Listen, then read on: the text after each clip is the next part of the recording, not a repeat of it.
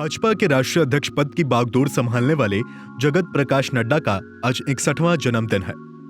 प्रधानमंत्री नरेंद्र मोदी ने जेपी नड्डा को गुरुवार को उनके जन्मदिन पर बधाई दी कि वह पार्टी को प्रेरणादायक नेतृत्व प्रदान कर रहे हैं।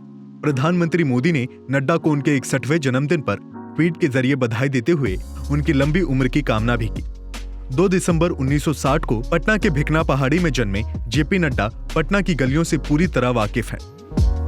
उनकी ग्रेजुएशन तक की शिक्षा पटना में ही हुई है, जिसके बाद LLB की डिग्री उन्होंने हिमाचल से ली है। जेपी नड्डा मात्र 16 साल की उम्र में ही राजनीतिक चर्चाओं के केंद्र में आ गए थे। वे छोटी सी उम्र में ही छात्र राजनीति में उतर गए थे। 1975 में जेपी आंदोलन में भाग लेने के बाद वे अखिल भारतीय विद्यार्थी परिषद में शामिल होकर विधिवत छात्र राजनीति में उतर गए। 1977 में वे पटना विश्वविद्यालय में छात्र संघ चुनाव में सचिव चुने गए। इसके बाद उनका राजनीतिक करियर लगातार उफान पर रहा।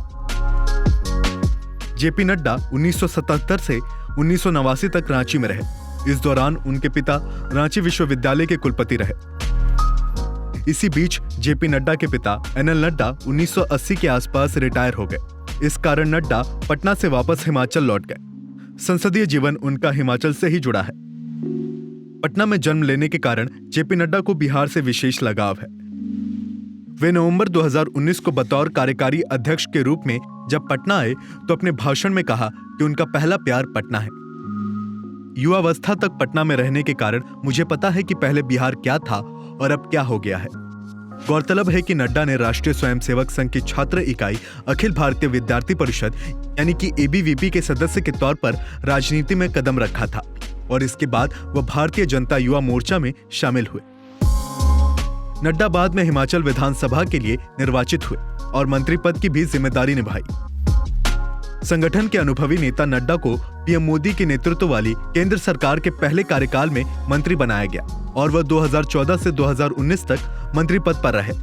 जेपी नड्डा को 2019 के लोकसभा चुनाव के बाद पार्टी की कमान दी गई। अमित शाह ने जब सरकार में गृह मंत्री का पद संभाला तब जेपी नड्डा पार्टी के राष्ट्रीय अध्यक्ष बनाए गए।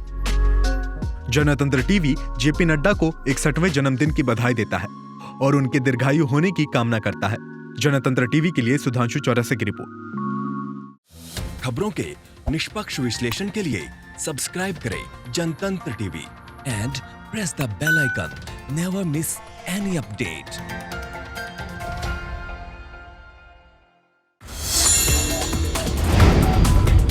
Download the Janatantra TV app, available on Google Play and App Store. Download it now.